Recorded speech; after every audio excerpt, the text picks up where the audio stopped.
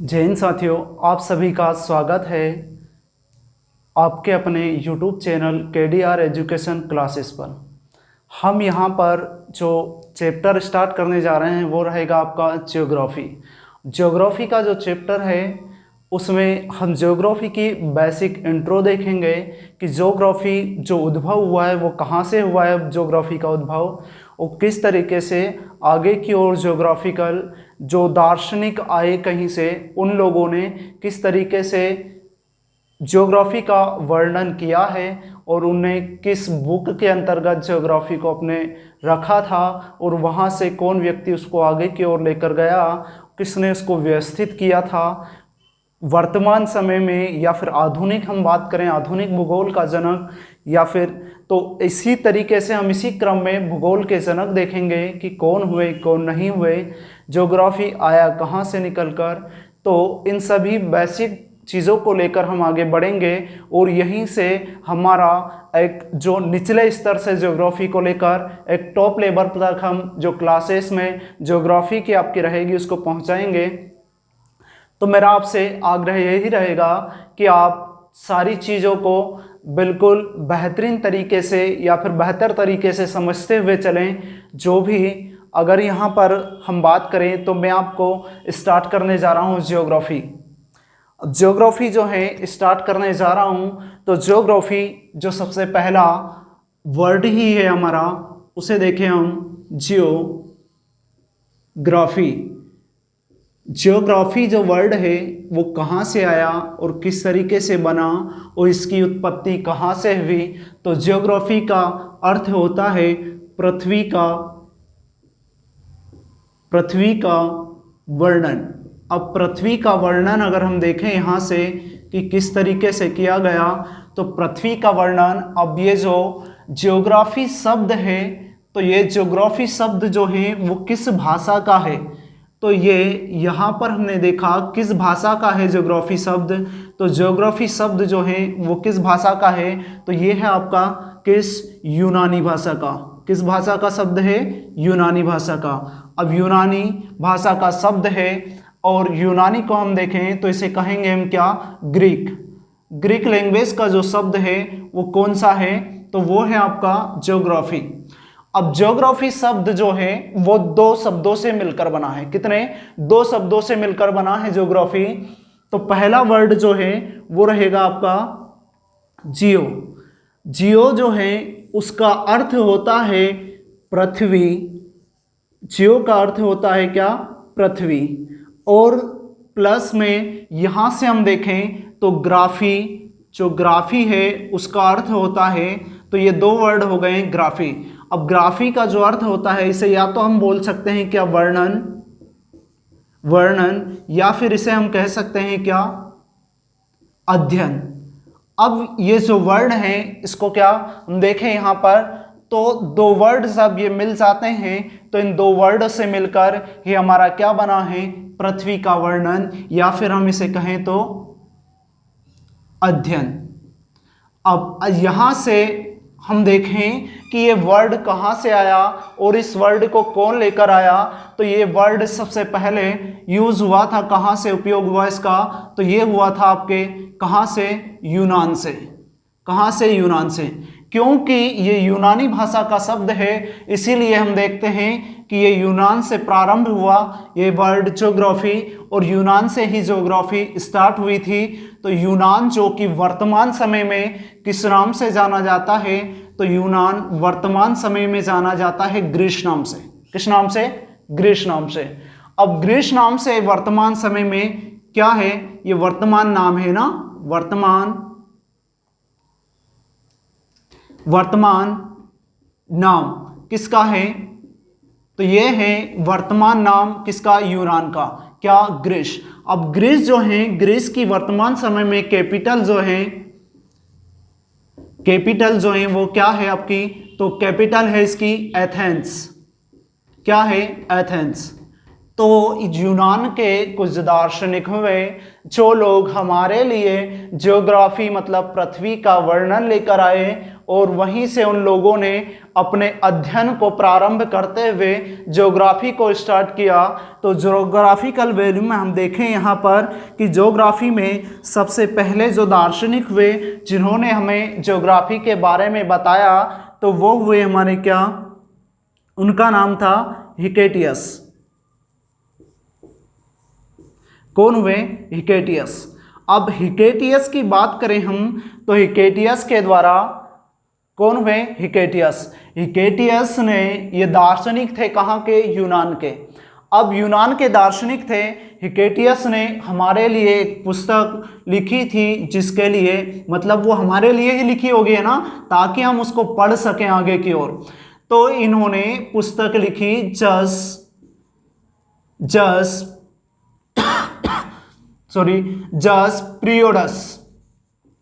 प्रियोडस नामक पुस्तक लिखी।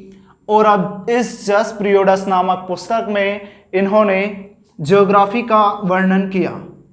अब ये पुस्तक थी जस प्रियोडस। इस पुस्तक के अंतर्गत अगर इन्होंने भूगोल के बारे में कुछ कहा है या ज्योग्राफी के बारे में हिकेटियस ने कुछ कहा है तो इन्हें हम कहेंगे कि भूगोल का जनक कौन था। तो भूगोल का जनक जो हुआ वो कौन हुए? भूगोल के जनक हिकेटियस। अब भूगोल के जनक हिकेटियस हो गए, लेकिन जब कोई व्यक्ति किसी दार्शनिक भ्रमण के लिए निकलता है तो वो दार्शनिक भ्रमण के तहत उसको जो जो वस्तुएं जहाँ पर मिलती जाती हैं वो उनके बारे में लिखता जाता है। अब उसे, जैसे हम उदाहरण के लिए मान लें कि अगर वो व्यक्ति जंगल में गया, जंगल में उसने फल फूल देखे, फल फूल के बाद में जानवर देखे, जानवरों के बाद में मतलब पशु पक्षी जो भी हुए जानवर उनके अंतर्गत, तो यहाँ से और अन्य विचित्र तरीके के पेड़ पौधे देखें तो वहाँ से हमने सभी का वर्णन किया। लेकिन हम देखें तो जहाँ से हम बात करें कि क्या वो पशु पक्षी पेड़ पौधों सभी को एक साथ लिख सकते थे, तो लिख सकते हैं। लेकिन अगर हम अभी वर्तमान समय की बात करें तो हमने देखा कि जंतु विज्ञान और पादप विज्ञान जो दो जगत हैं ये दोनों ही डिवाइडेड हैं। क्यों डिवाइडेड हैं? कि कोई व्यक्ति पहले आकर इनको एक साथ लिखकर चला जाता है और फिर बाद में एक अन्य व्यक्ति आकर इनको दो हिस्सों में अलग अलग लिख देता है। तो उसी तरीके से ज्योग्राफी को हिकेटियस ने जस प्रियोडस नामक पुस्तक में समझाया, लिखा और इन्हें ही भूगोल का जनक कहा। लेकिन इनका जो लिखना मानना था वो क्या था? एक व्यवस्थित तरीके से नहीं था। ये जब भ्रमण के लिए निकले थे ज्योग्राफिकल तरीके से, ज्योग्राफी को जानने के लिए, तो वहां से इनको जो चीजें रास्ते में मिलती गई उन चीजों का वर्णन ये करते चले गए। अब उन चीजों का वर्णन जब ये करते चले गए तो इन्होंने यहां पर देखा कि इनके बाद में कहां से? यहीं से यूनान से ही एक दार्शनिक आए, उनका नाम था इरेटोस्थनीज। इरेटोस्थनीज नामक दार्शनिक ने जो थी एक, आपने हम जो ज्योग्राफी शब्द यूज कर रहे हैं तो यहां से इन्होंने एक वर्ड दिया जो था ज्योग्राफिका। अब ज्योग्राफिका नामक वर्ड जो था वो किसने दिया? तो वो वर्ड हमें दिया था किसने? इरेटोस्थनीज ने। ये क्या था? एक शब्द था। ये क्या था? एक शब्द था। और जस प्रियोडस नामक जो थी वो एक क्या थी? पुस्तक थी। अब ये ज्योग्राफी का शब्द था, ये पुस्तक थी। तो यहां से मैंने कहा आपसे कि इन्होंने, हिकेटियस ने जस प्रियोडस नामक पुस्तक में भूगोल को क्या लिखा था? एक व्यवस्थित क्रम में नहीं लिखा था। तो हम इरेटोस्थनीज की बात करें तो इरेटोस्थनीज ने ज्योग्राफी का नामक शब्द दिया और इन्होंने ही भूगोल को व्यवस्थित किया। तो व्यवस्थित भूगोल का जनक, व्यवस्थित भूगोल का जनक, भूगोल का जनक किसे कहेंगे? तो व्यवस्थित भूगोल का जनक जो रहेगा वो रहेगा आपका कौन? इरेटोस्थनीज। अब इरेटोस्थनीज व्यवस्थित भूगोल के जनक हो जाते हैं। फिर वहीं से हम देखें कि कुछ और इसके बाद में जो जनक आए तो यहां से हम देखें कि इनके बाद में जब इन्होंने व्यवस्थित भूगोल को एक व्यवस्थित तरीके से कर दिया तो वहीं से एक अगले दार्शनिक आए जो कि कहाँ के थे, जर्मन के। कहाँ के थे, जर्मन के। एक दार्शनिक वे जर्मन के जिन्हें कहा गया, क्या नाम था उनका, Alexander von Humboldt. Alexander von Humboldt नाम था दार्शनिक का, जो कहाँ के थे, जर्मन के। अब जर्मन के जो दार्शनिक थे, तो जर्मन के अलेक्जेंडर वॉन हम्बोल्ट ने एक पुस्तक लिखी जिसका नाम था कॉस्मोस नामक पुस्तक लिखी। और इस कॉस्मोस नामक पुस्तक में ही इन्होंने किसको समझाया, तो यहाँ से इस कॉस्मोस नामक पुस्तक में इन्होंने भूगोल को समझाया, ब्रह्मांड को समझाया। और इसका अर्थ जो होता है, किसका, कॉस्मोस का जो अर्थ होता है, किसका अर्थ, कॉस्मोस का अर्थ है क्या, ब्रह्मांड जिसका अर्थ है किसका, कॉस्मोस का। तो वहां से हम देखें कि कॉस्मोस, तो यहां से इन्होंने इस बुक में आधुनिक समय के भूगोल का वर्णन किया। तो हम यहां से देखेंगे कि आधुनिक भूगोल का जनक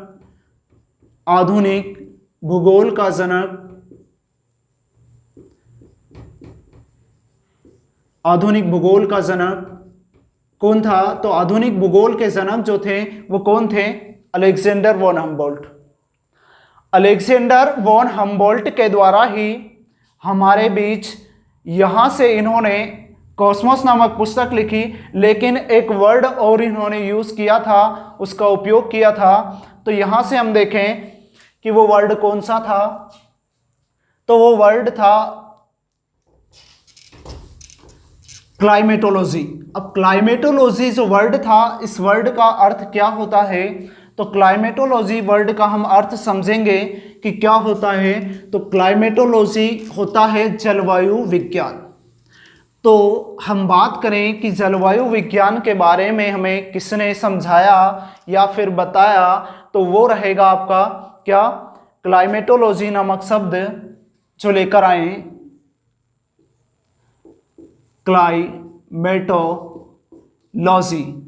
क्लाइमेटोलॉजी नामक शब्द जो था उसका वर्णन किसने किया था, अलेक्जेंडर वॉन हम्बोल्ट ने। क्लाइमेटोलॉजी शब्द का जो अर्थ है वो होता है क्या, इसका अर्थ होता है जलवायु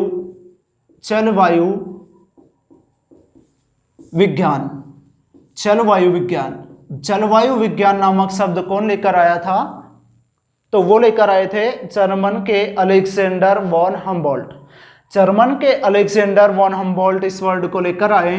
तो यहाँ से हमने देखा कि जो दार्शनिक, सबसे पहले हिकेटियस को देखा, इन्होंने पुस्तक लिखी जस पीरियोडस, इसमें भूगोल के बारे में जानकारी दी। फिर वहीं से भूगोल इन्होंने व्यवस्थित तरीके से नहीं लिख पाए थे, क्योंकि जहाँ पर जो बातें इनको देखने को मिली थी उन चीज़ों को ये लिखते गए। फिर उसी क्रम में आगे आए इरेटोस्थनीज ने आकर ज्योग्राफी का नामक शब्द दिया और भूगोल को एक व्यवस्थित रूप दे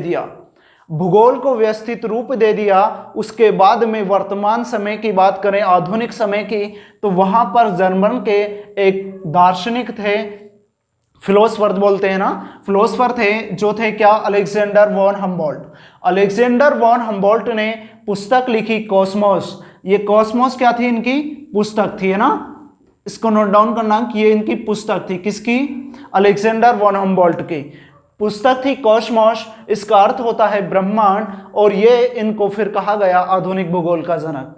और यहीं पर इन्होंने एक वर्ड दिया था, क्लाइमेटोलॉजी जो वर्ड था, इस वर्ड को हम देखें तो इसका अर्थ होता है जलवायु विज्ञान। अब यहाँ से हम आगे की ओर देखें, आगे इसी क्रम में, कि हमारे लिए हमने ज्योग्राफिकल तरीके से, कि ज्योग्राफी किसी ने लिख दिया, किसी ने हमें उसके बारे में जानकारी दे दी और उसको व्यवस्थित भी कर दिया, और आधुनिक भूगोल के जनक के बारे में भी देखा। लेकिन हम अब देखते हैं इसका ग्लोब। अब ग्लोब का जो कॉन्सेप्ट था, या फिर ग्लोब का जो हमारे बीच में पृथ्वी का जो ग्लोब प्रस्तुत किया था सबसे पहले, वो किसने किया था, तो हम देखें यहाँ पर।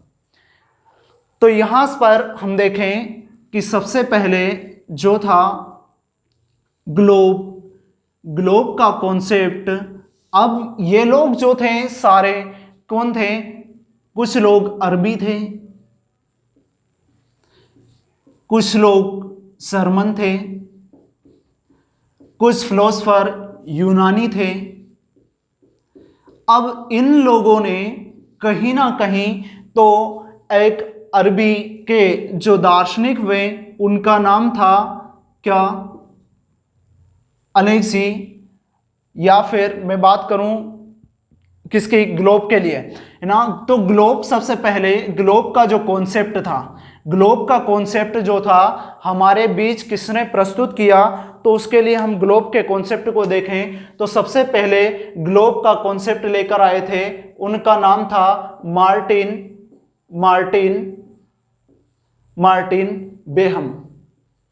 मार्टिन बेहम जो थे वो एक दार्शनिक थे, कहाँ के, अरब के दार्शनिक थे।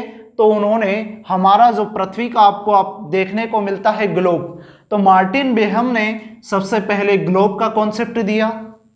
इसके बाद अब हम बात करें, ग्लोब तो दे दिया लेकिन मैप की बात करें, वर्ल्ड मैप की, है ना, वर्ल्ड मैप जो था, वर्ल्ड मैप का कॉन्सेप्ट जो था हमारे बीच लेकर जो प्रस्तुत हुए थे वो थे अनेक्सीमेंडर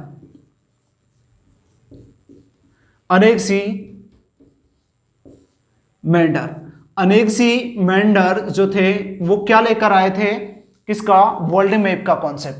ग्लोब इन्होंने बता दिया और वर्ल्ड मैप को इन्होंने प्रदर्शित कर दिया, वहां पर सारे हिस्सों में डिवाइड कर दिया इन्होंने कि कहां पर आपके लिए ग्लोब पर कौन सा देश रहेगा, किस क्षेत्र में आपके समुद्री क्षेत्र पड़ेगा।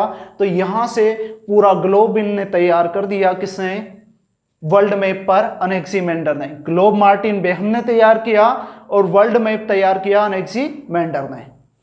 तो हम देखें यहां पर कि इसमें अब हम भारतीय हैं, तो क्या हम भारतीय सभ्यता को भूल सकते हैं, क्या भारत को भूल सकते हैं, तो हम इंडियन हैं, तो हम यहां से इंडिया के लिए भी कुछ ना कुछ देखें। तो हम इंडिया के लिए देखें तो सबसे पहले जो था ग्लोब पर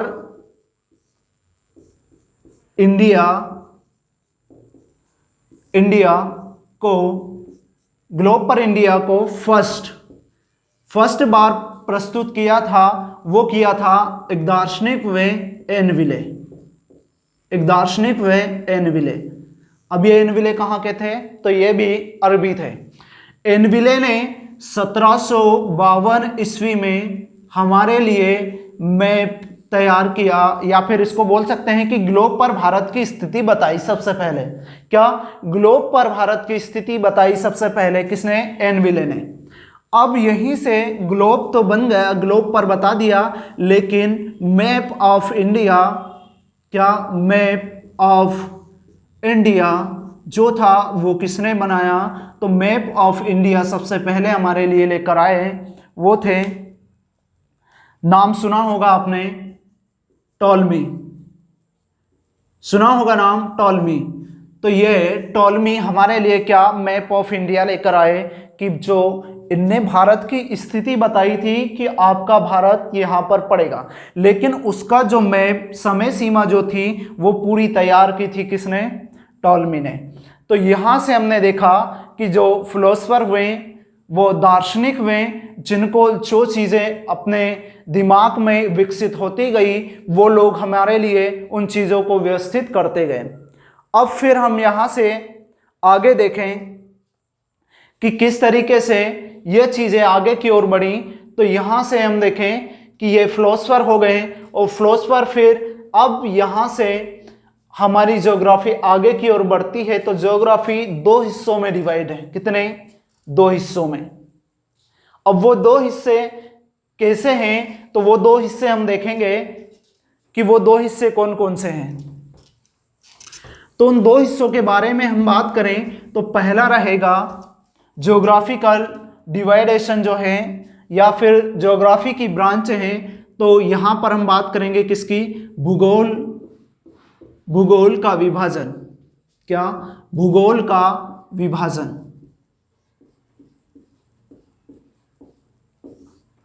आजकल भी हमें देखने को मिलता है जैसे कि हमारा भारत सन 1947 में दो हिस्सों में डिवाइड हुआ था। अब भारत दो हिस्सों में डिवाइड हुआ तो हमारा जो देश निकल कर आया था एक, वो था क्या? पाकिस्तान। और एक देश जो था वो था क्या? हिंदुस्तान, या फिर हम इंडिया बोल सकते हैं। तो ये डिवाइडेशन रूल जो था वो पहले से ही चला आ रहा है। तो वहां पर हम देखें कि भूगोल का विभाजन कितने भागों में हुआ? दो भागों में। अब वो दो भाग देखते हैं कौन कौन से थे। तो भूगोल का विभाजन दो भागों में हुआ। तो वो दो भाग थे। पहला भाग था उसमें आपके लिए भौतिक भूगोल। भौतिक भूगोल मतलब यहां से जो है फिजिकल ज्योग्राफी की बात करेंगे हम। किसकी? भौतिक भूगोल। इसके बाद में अगला जो था पार्ट वो था आपका सेकंड नंबर है, ये फर्स्ट नंबर है ना। भूगोल का विभाजन दो हिस्सों में देख रहे हैं हम। तो यहां पर था मानव भूगोल। अब मानव भूगोल मतलब ह्यूमन ज्योग्राफी। अब मानव भूगोल और भौतिक भूगोल में क्या अंतर है?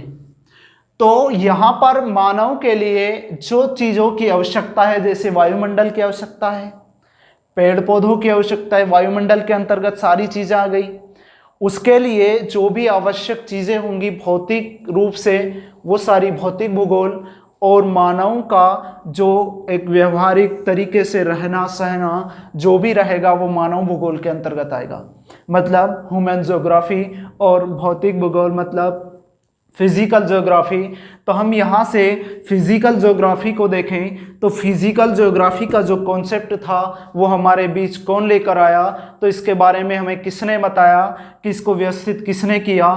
तो यहाँ से एक नाम मिलता है हमें एक दार्शनिक का, उनका नाम था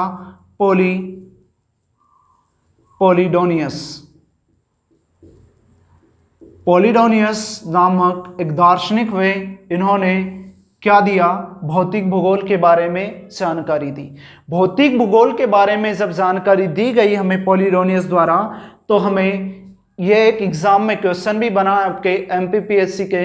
कहीं ना कहीं काफ़ी समय हो गया वैसे क्वेश्चन बने हुए। तो वहाँ पर मैं बताऊँ आपको कि दो नाम आपको अगर इसमें कहीं पर क्वेश्चन बने, अगर ये नाम आपको पोलिडोनियस नहीं मिलता है तो इसमें एक और नाम ऐड करना आप, इरेटोस्थनीज। क्योंकि इरेटोस्थनीज को क्यों कह सकते हैं हम भौतिक भूगोल का जनक? क्योंकि भूगोल को जब व्यवस्थित कर रहे थे तो व्यवस्थित करने में भौतिक भूगोल का बहुत ही महत्व था। व्यवस्थित अगर उस व्यक्ति ने किया है उसको, तो क्यों किया है, किस तरीके से किया है? तो यहाँ पर उसने ज्योग्राफिकली तौर पर जब किसने, इरेटोस्थनीज ने इसको व्यवस्थित किया था, तो उन्होंने ही डिवाइडेशन किया था, है ना, कि मानव की आवश्यकताएं की जो चीजें हैं उनको एक तरफ रखा था। तो डिवाइडेशन किसने किया था व्यवस्थित तरीके से? तो इन्होंने ही किया था, इरेटोस्थनीज ने। तो कहीं पर अगर आपको पोलिडोनियस ना मिले तो वहां पर इरेटोस्थनीज भी आपको अगर ऑप्शन में है तो उसको लगाना है। फिर वहां पर हम बात करें किसकी? ह्यूमन ज्योग्राफी की। तो ह्यूमन ज्योग्राफी मानव भूगोल की बात करें तो मानव भूगोल के बारे में, जैसे कि मानव आपस में फ्रेंडली होते हैं, तो यहाँ पर एक वर्ड आएगा आपका, जो दार्शनिक थे उनका नाम था फ्रेडरिक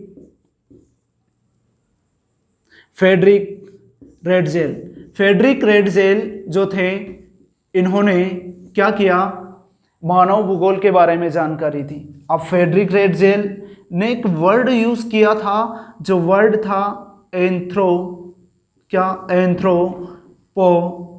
एंथ्रोपोजियोग्राफी।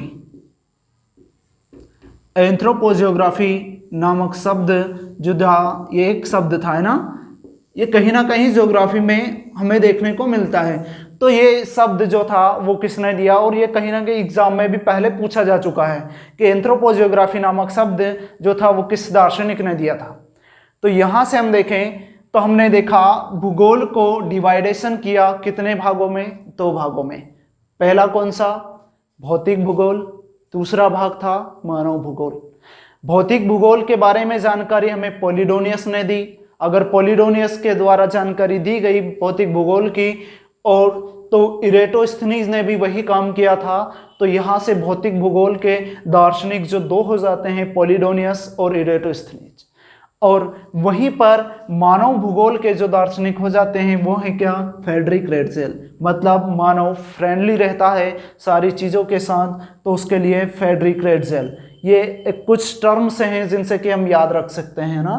तो यहाँ से शब्द है इन्होंने दिया था एंथ्रोपोजियोग्राफी। अब इतनी बात हुई, इसके बाद में अब हम आते हैं कि पहले अब डिवाइडेशन कर लिया हमने। डिवाइडेशन के बाद में हम बात करेंगे फिजिकल ज्योग्राफी की। फिजिकल ज्योग्राफी की बात करेंगे किसकी, भौतिक भूगोल की। अब भौतिक भूगोल के बारे में जाने तो भौतिक भूगोल वह शाखा थी जिसमें हम 3 हिस्सों में डिवाइडेशन कर कर इसको पूरा करेंगे।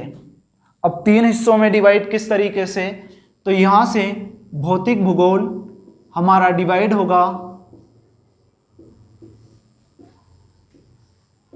भौतिक भूगोल जो था वो डिवाइड होगा कितने हिस्सों में, तो ये डिवाइड होगा आपका कितने, 3 हिस्सों में। तो 3 हिस्सों में डिवाइड होगा, तो पहला जो भाग रहेगा इसका वो रहेगा आपका विश्व का भूगोल, मतलब वर्ल्ड ज्योग्राफी, विश्व का भूगोल। उसी के बाद में दूसरा रहेगा आपका भारत का भूगोल, मतलब इंडियन ज्योग्राफी, भारत का भूगोल, भारत का भूगोल। इसके बाद में जो रहेगा अगला वो रहेगा आपका क्या, प्रादेशिक भूगोल, प्रादेशिक भूगोल। अब ये प्रादेशिक भूगोल जो है ये कौन सा है, तो ये हमारा प्रदेश का भूगोल है। तो हमने भौतिक भूगोल को कितने हिस्सों में डिवाइड किया, 3 हिस्सों में। पहला है विश्व का भूगोल, दूसरा है भारत का भूगोल, तीसरा है प्रादेशिक भूगोल। अब ये प्रादेशिक जो भूगोल है वो हमारे प्रदेश के बारे में। तो हम यहाँ से देखें तो विश्व का भूगोल जो है वो हमारे एग्जामों के लिए इम्पोर्टेंट तो बहुत है, लेकिन हम इसकी क्लासेस आपको क्रम वाइज बाद में थोड़ा सा समय लगेगा तब लेकर आएंगे। लेकिन अभी हम स्टार्ट करने जा रहे हैं वो रहेगा आपका क्या, इंडियन ज्योग्राफी, भारत का भूगोल। भारत के भूगोल को हम प्रारंभ करने जा रहे हैं, तो हम भारत के भूगोल को यहाँ से प्रारंभ करते हैं। भारत का भूगोल। अब भारत का भूगोल हमने प्रारंभ किया, तो भारत का भूगोल, तो सबसे पहले तो हम भारत को ही देख लेते हैं कि भारत क्या है।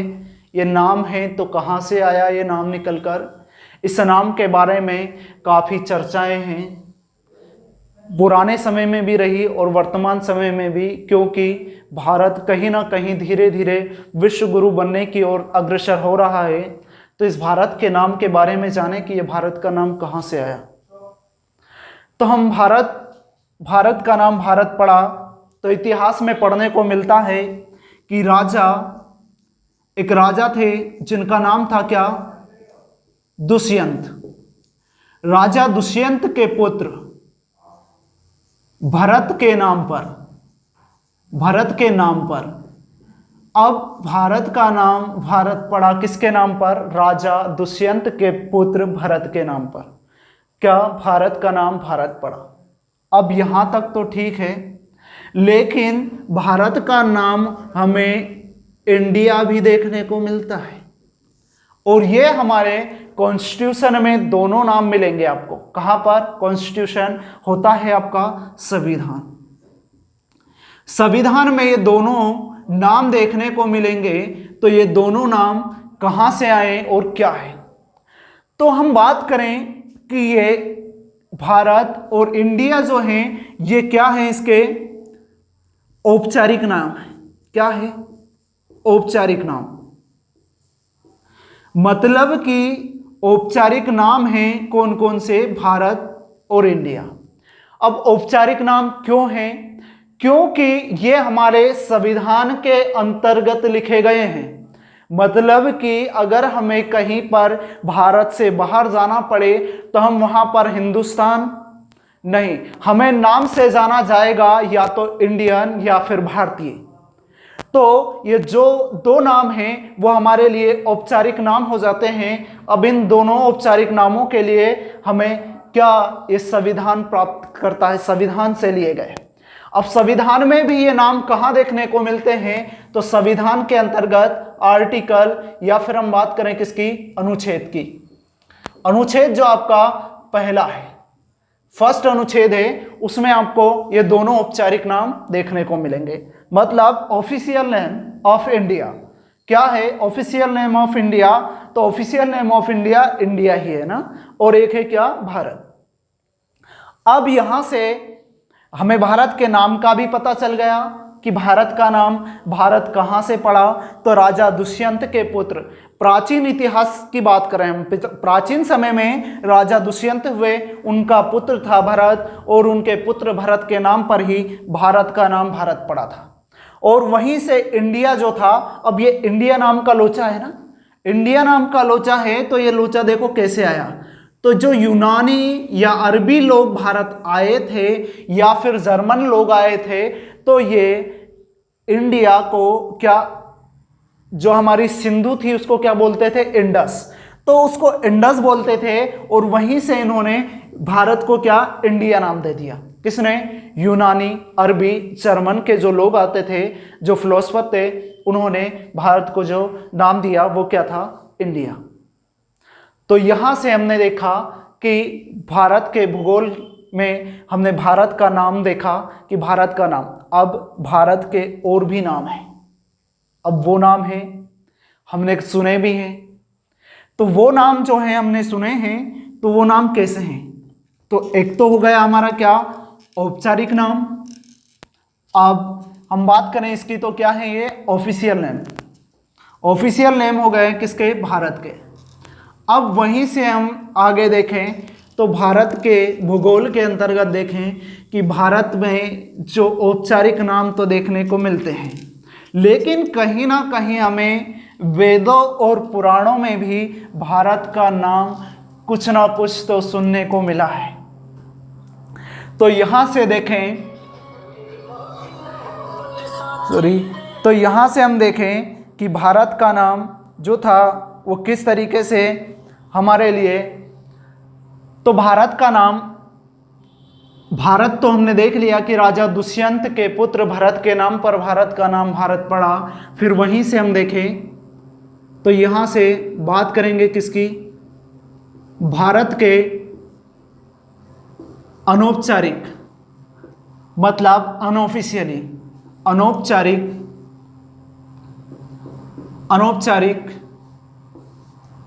नाम है ना, अनौपचारिक नाम। अब अनौपचारिक नाम में पहला नाम मैं लिखता हूं आपका क्या, आर्यवर्त। अब ये जो आर्यवर्त है ये कहां पर देखने को मिला, तो ये मिला हमें कहां पर, वेदों में।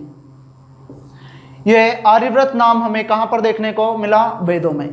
फिर अगला नाम हमें देखने को मिला जो था आपका भारतवर्ष।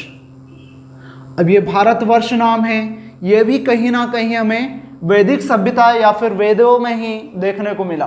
तो ये दो नाम जो थे वो आर्यव्रत, और आर्यव्रत जो था वो नाम भारत का क्यों पड़ा, क्योंकि कहीं ना कहीं हमें देखने को मिलता है कि मध्य एशिया से जब आर्य भारत आए थे तो वो लोग आकर कहाँ पर सबसे पहले कहाँ बसे थे, तो सिंधु नदी के किनारे। जब उत्तरी भारत से आए थे वो मध्य एशिया से, तो उत्तरी भारत से ही आए थे ना, उत्तर की ओर से ही आए थे, तो वो भारत में आकर सिंधु नदी के किनारे जो जम्मू कश्मीर वाला क्षेत्र है या फिर उससे, तो वहाँ पर आकर बसे।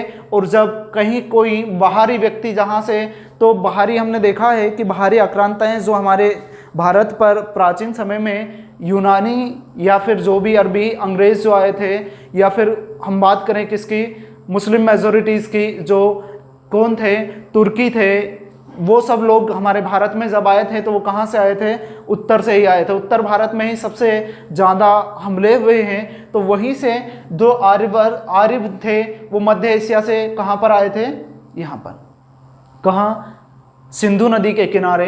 तो वहीं पर जो फिलोसफर थे उन्होंने बाहर से आकर जब वो आए तो वहाँ पर उन्होंने आर्यों को बसा हुआ देखा, तो उन्होंने यहाँ से भारत का नाम क्या, आर्यव्रत कर दिया।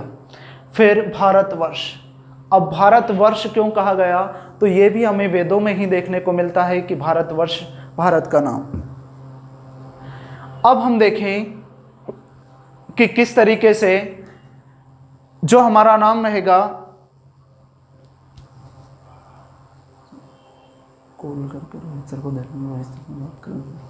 तो यहां से हम देखें भारतवर्ष। अब भारतवर्ष जो नाम था, तो ये दो नाम देख लिए हमने, तो इन दो नामों के बारे में हम देखें तो किस तरीके से ये नाम हमारे बीच में आए और यहाँ से और कौन कौन से भारत के नाम रहे। तो भारत का नाम अगला नाम था, हम देखें यहाँ से तो क्या, हिंदुस्तान। हिंदुस्तान जो नाम था वो कौन लेकर आया और कैसे पड़ा, तो जब कौन तुर्की लोग या फिर जो कहें हम तो ये यूनानी लोग जो आए बाहर से, तो इन लोगों से सिंधु नदी को सिंधु ना कहकर हिंदू कहने लगे। वो किसको, सिंधु नदी को, और उसी के नाम के आधार पर इन्होंने भारत का नाम रख दिया क्या, हिंदुस्तान। अब भारत का नाम हिंदुस्तान रख दिया, फिर वहीं से हम देखें एक और नाम मिलता है हमें कहीं ना कहीं, जम्मू द्वीप। जम्मू द्वीप जो नाम है वो है हमारे लिए, तो जम्मू द्वीप क्यों नाम है, तो यहाँ से और हम देखें तो आपको कहीं ना कहीं आप किसी भी कथावाचक पंडित जी महाराज के पास में बैठे होंगे या फिर किसी भी एक कथा में बैठे होंगे, तो यहाँ पर वो एक श्लोक है, वो शायद मैं अगर सही भी ना कह पाऊँ लेकिन फिर भी थोड़ा थोड़ा तो महाद्वीपे आर्यावर्ते, क्या, महाद्वीपे, तो किसी महाद्वीप में आर्यव्रत पड़ता है, आर्यावर्ते भारतवर्षे जम्मू द्वीपे, आर्यावर्ते जम्मू द्वीपे भारतवर्षे स्थिता, महाद्वीपे आर्यावर्ते जम्मू द्वीपे स्थिता। तो भारतवर्ष ये कहीं ना कहीं हमारे वेदों पुराणों में, श्लोकों में भी हमारे भारत का नाम आर्यवर्त मिलता है, भारतवर्ष मिलता है, जम्मू द्वीप मिलता है। तो हिंदुस्तान तो बाहरी व्यक्ति जो आए थे जिन्होंने आकर के हमें क्या, यहाँ पे हिंदुस्तान ना कहकर क्या, सिंधु नदी को सिंधु ना कहकर हिंदू कहा, तो वहीं से हिंदुस्तान नाम पड़ा। फिर एक और नाम है आपके भारत का अनौपचारिक नाम, नाभि वर्ष। अब ये नाभि वर्ष जो नाम था वो कहाँ से आया, इसका कुछ विवरण नहीं है, और यहीं से एक नाम और मिलता है हमें, तियानजू। अब ये तियानजू जो नाम है ये क्या है, एक चाइनीज नेम है, चाइनीज नेम है। तो ये चाइनीज जो लोग थे इन लोगों ने भारत का नाम क्या रख दिया था, तियानजू। तो वहीं से हम देखें कि ये भारत के अनौपचारिक नाम हो गए। अब भारत के अनौपचारिक नाम हैं, इसी तरीके से हम देखें तो विश्व भूगोल में हम वो बाकी सारी चीज़ें तो विश्व भूगोल में पढ़ेंगे कि जो सारे हमारे द्वीप बटे हुए हैं, तो हमारा जो द्वीप है मतलब कि एशिया महाद्वीप है, इसको हम देखते हैं तो इसका पूरा ऑफिशियली नेम मिलता है हमें क्या देखने को, कहीं ना कहीं जम्मू द्वीप। तो जम्मू द्वीप है। अब यहाँ से हम भारत की नाम के बारे में जान लिया, उसके बाद में हम देखें कि भारत जो था वो किस तरीके से कहाँ पर अवस्थित है, नाम देख लिया, अब उसकी स्थिति देखते हैं। तो भारत जो है अवस्थित, भारत अवस्थित है वो कहाँ पर है, तो ये है किसी महाद्वीप में है। कहाँ पर, महाद्वीप। अब महाद्वीप कौन सा है वो, तो वो महाद्वीप है कौन सा, एशिया। एशिया महाद्वीप में भारत स्थित है। अब एशिया महाद्वीप में भी भारत की स्थिति कहाँ पर है, तो भारत एशिया महाद्वीप में भी कहाँ है, दक्षिण एशिया में। कहाँ पर, दक्षिण एशिया। दक्षिण एशिया में जो भारत की स्थिति है वो है। इसके बाद में फिर भारत की एक और स्थिति है, वो है क्या, भारतीय उपमहाद्वीप। भारतीय उपमहाद्वीप। भारतीय उपमहाद्वीप के अंतर्गत भारत आता है। अब भारतीय उपमहाद्वीप में सिर्फ एक भारत ही नहीं आता है ना, भारतीय उपमहाद्वीप में एक भारत ही नहीं आता, इसके अलावा जो भारत के पड़ोसी देश हैं जो कि भारत से अलग होकर बने हैं, वो सारे देश भारतीय उपमहाद्वीप के अंतर्गत आते हैं। तो यहाँ से हमने भारत की अवस्थिति भी देखी, नाम देख लिया, पहले कहाँ से आया, अवस्थिति देख ली। अब हम यहाँ पर वर्तमान समय में जो भारत की स्थिति है, इसका क्षेत्रफल है, वो देखते हैं। तो यहाँ से हम देखें कि भारत का जो क्षेत्रफल है वो कितना है।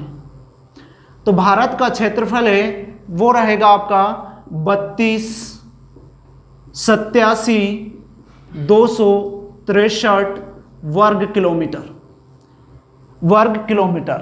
इसके बाद में हम बात करें तो क्षेत्रफल में विश्व में भारत का स्थान, विश्व में क्षेत्रफल में भारत का स्थान, तो भारत का स्थान जो है विश्व में क्षेत्रफल में वो रहेगा कौन सा, दूसरा नहीं सॉरी, 7वां स्थान है ना, 7वां स्थान रहेगा। दूसरा है हम जनसंख्या में, तो यहां से विश्व में क्षेत्रफल में भारत का स्थान 7वां। अब जो भारत का क्षेत्रफल है वो विश्व के क्षेत्रफल का कितना प्रतिशत है, तो विश्व के क्षेत्रफल का जो प्रतिशत की बात करें हम तो प्रतिशत में है कितना, 2.42%। क्या है ये क्षेत्रफल किसका, विश्व के क्षेत्रफल का। अब यहाँ से हमने इतना देखा तो हम यहाँ पर क्यों ना जनसंख्या भी देख लें।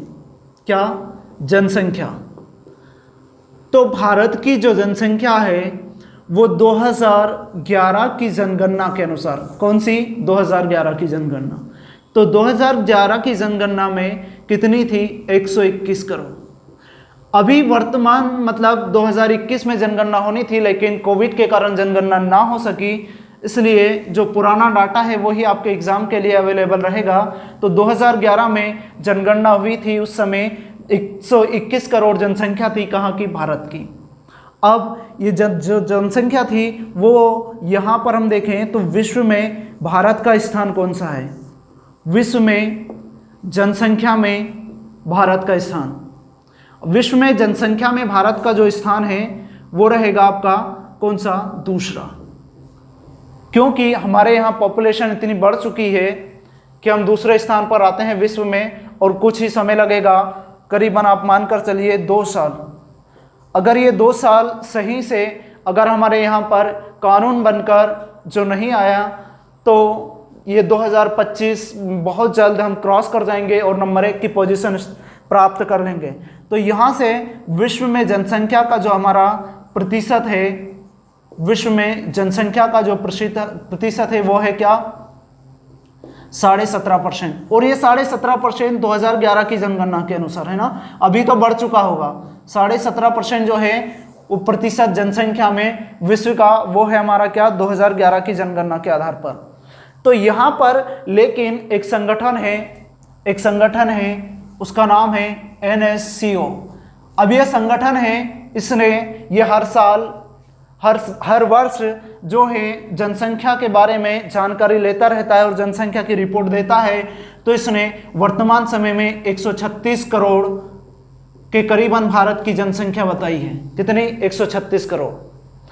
136 करोड़ भारत की जनसंख्या अगर इसने बताई है तो बहुत ही जल्द, और यहीं पर ये किसकी है, भारत की है। और यहीं पर हम बात करें तो 142 करोड़ जनसंख्या जो है वो किसकी हो गई है, चीन की। तो चीन ज़्यादा दूर नहीं है ना, चीन हमसे ज़्यादा दूर नहीं है, इसको हम बहुत ही जल्द क्रॉस कर जाएंगे। तो ये हमारे लिए क्षेत्रफल की बात करें तो क्षेत्रफल भारत का रहेगा, वो रहेगा कितना, 32,87,263 वर्ग किलोमीटर। और वर्ग किलोमीटर यूनिट क्यों है, क्योंकि एक क्षेत्रफल की बात कर रहे हैं। फिर विश्व में क्षेत्रफल में भारत का जो स्थान है वो कौन सा है, 7वां।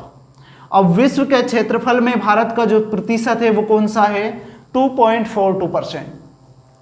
फिर वहीं से हम देखें कि जनसंख्या की भी बात कर ली कि जनसंख्या जो है वो 2011 की जनगणना के अनुसार कितनी है, 121 करोड़।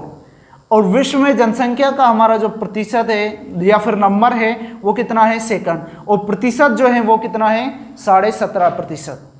तो 17.5%। लेकिन वर्तमान समय में NSCO एक संगठन है, इसके द्वारा रिपोर्ट प्रस्तुत की गई थी। उसने कहा है कि 136 करोड़ भारत की जनसंख्या हो चुकी है, और जो चाइना है वो पहले नंबर पर है अभी भी, उसकी जनसंख्या है 142 करोड़। तो 142 करोड़ चाइना की जनसंख्या। तो अब यहाँ से हम देखें कि क्षेत्रफल में भारत का स्थान 7वां है। तो भारत से जो 6 बड़े देश हैं क्षेत्रफल में, वो कौन कौन से हैं। तो हम यहाँ पर देखेंगे उन 6 देशों को कि वो 6 देश कौन कौन से हैं। सर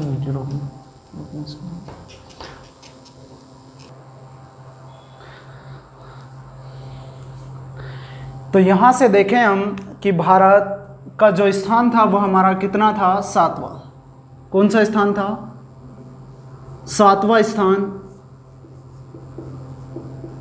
किसका, भारत का। भारत का 7वां स्थान था किसमें, क्षेत्रफल में। किसमें है ये, क्षेत्रफल में।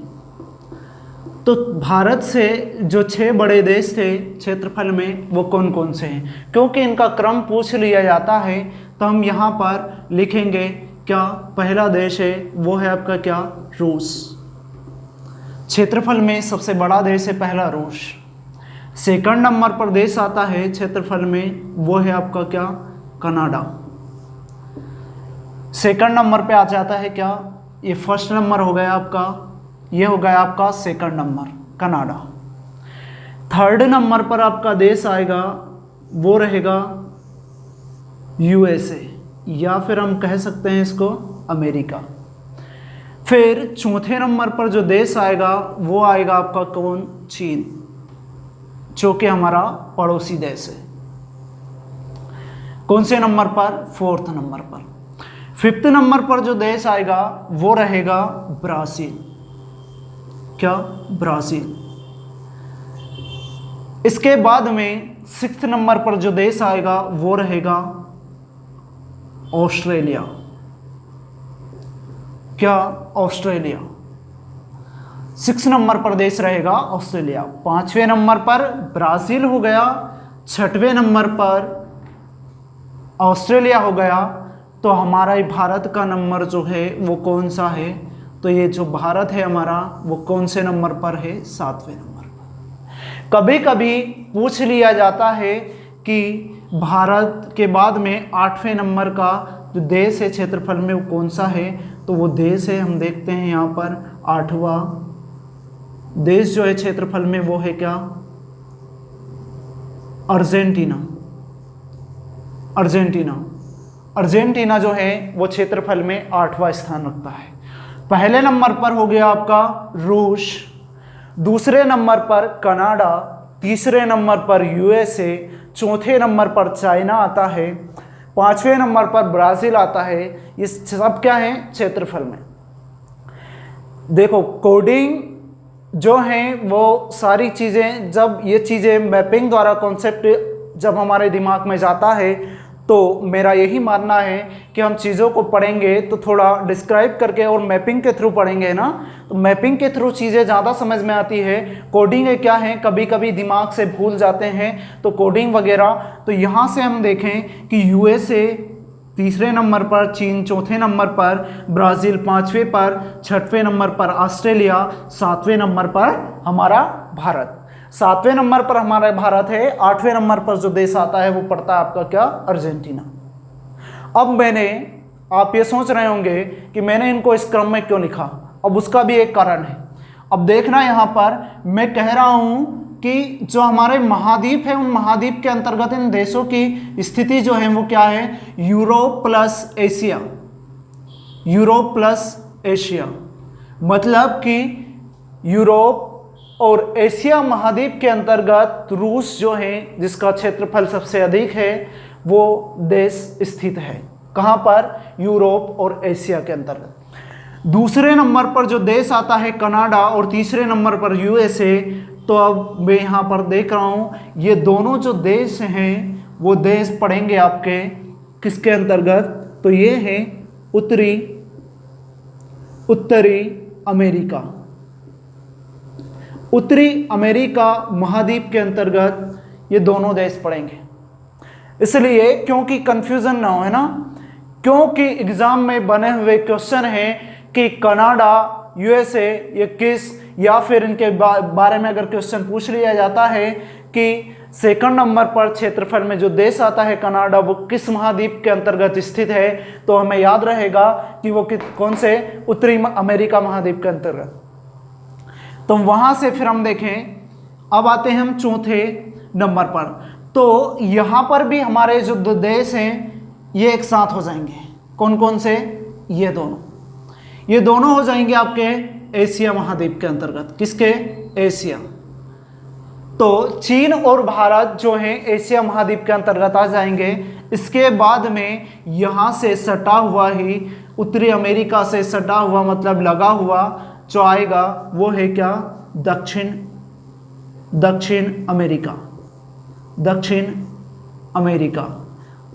अमेरिका महाद्वीप के अंतर्गत जो देश आएंगे वो आएंगे आपका कौन सा, ब्राज़ील और अर्जेंटीना।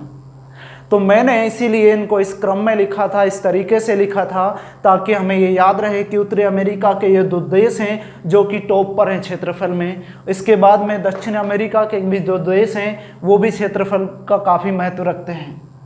फिर वहीं से हम ऑस्ट्रेलिया की बात करें तो ऑस्ट्रेलिया तो खुद एक महाद्वीप है, उसी के अंतर्गत ऑस्ट्रेलिया जाता है।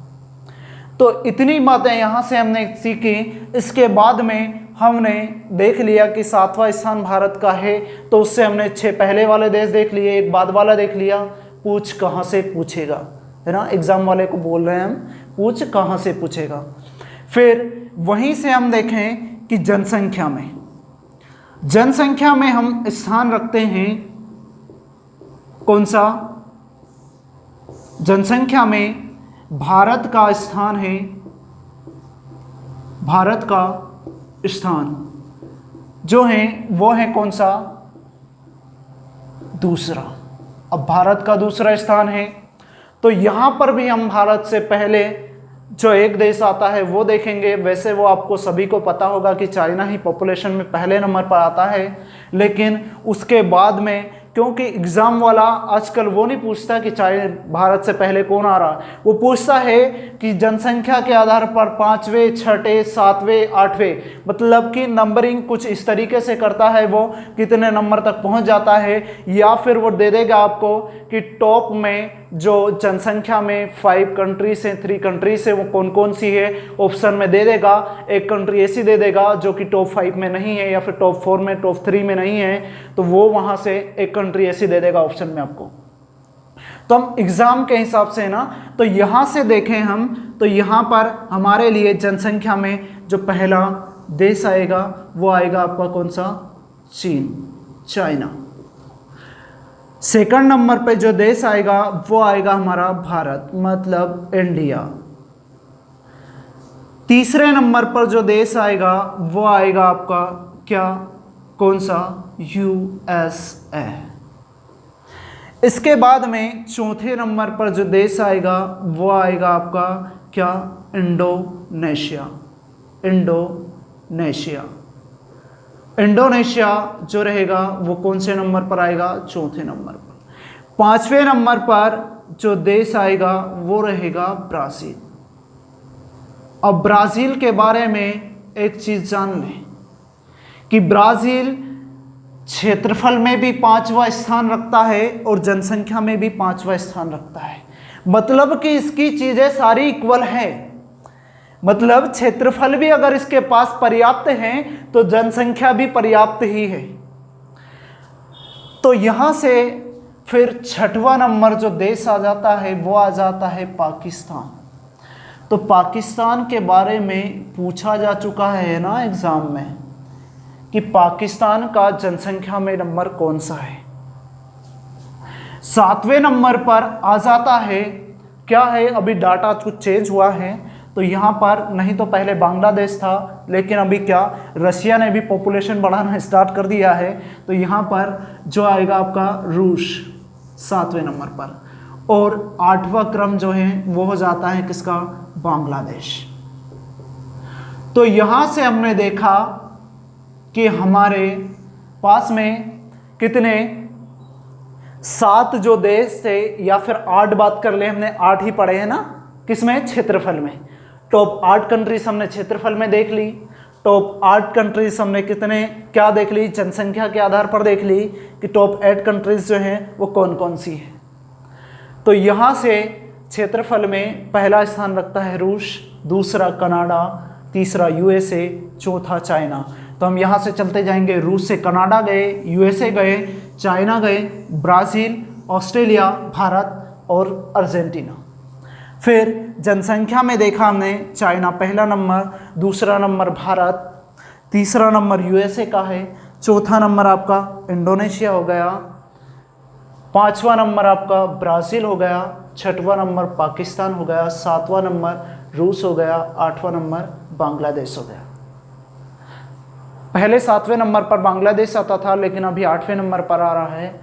क्योंकि वहाँ की जो पॉपुलेशन है, शायद रशिया की पॉपुलेशन उन लोगों ने बढ़ा दी या फिर बढ़ गई वहाँ पे पॉपुलेशन ज़्यादा, तो इसीलिए जनसंख्या बढ़ गई है। तो ये सारे पहलू थे हमारे क्या, भारत की स्थिति, क्षेत्रफल और जनसंख्या के बारे में। अब यहाँ से हम कुछ और चीज़ें देखें।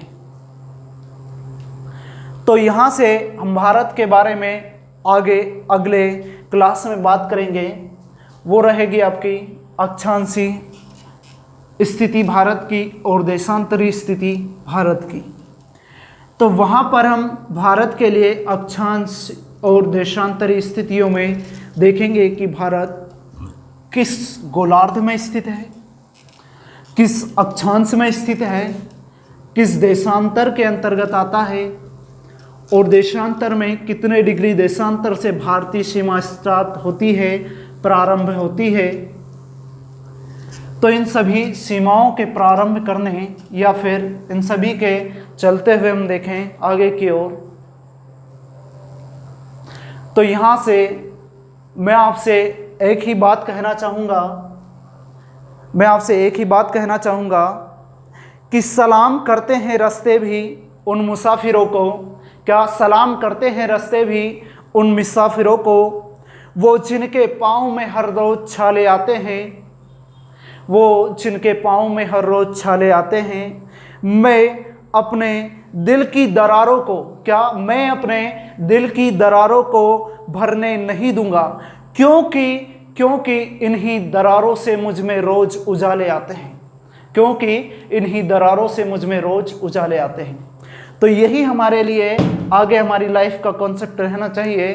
तो मैं आपसे एक बार फिर आग्रह करता हूँ कि आप हमारे साथ जुड़िए। आपके अपने YouTube channel KDR education classes पर आपको इसी तरीके से जो आप फर्स्ट लेक्चर देखेंगे, इस फर्स्ट लेक्चर में जो डाटा आपको मिला है, इससे भी आगे चलकर और कहीं, मतलब जो डाटा था ये सफिशिएंट है एग्ज़ाम के लिए, इससे बहुत ही बेहतरीन तरीके से आगे चलकर आपको और भी डाटा मिलेगा। तो आप हमसे जुड़िए और हमारे YouTube channel KDR education classes को लाइक कीजिए, सब्सक्राइब कीजिए और बेल आइकन को प्रेस कीजिए, ताकि आपको क्लास का नोटिफिकेशन, जब भी क्लास डले अगली बार, तब नोटिफिकेशन रेगुलर रहेंगी क्लास हमारी, है ना। जैसे कि ये वीडियो अभी बना है, अपलोड हो जाएगा आज ही। तो यहाँ से फिर हम देखेंगे कि अगली क्लास कल फिर डल जाएगी। तो आप अगर हमारे साथ जुड़ते हैं रेगुलर, तो हम एक की बजाय दो की बजाय 3, धीरे धीरे अगर हम स्टार्ट करेंगे तो एक दिन में 1 लेक्चर, 2 लेक्चर, 2 घंटे, 3 घंटे की क्लास भी हो सकती है ना। अगर आप जुड़े तो बहुत अच्छा लगेगा हमें आपको साथ में जोड़कर। आपसे हमें यही आशा है कि आप हमारे साथ जुड़ेंगे। Thank you.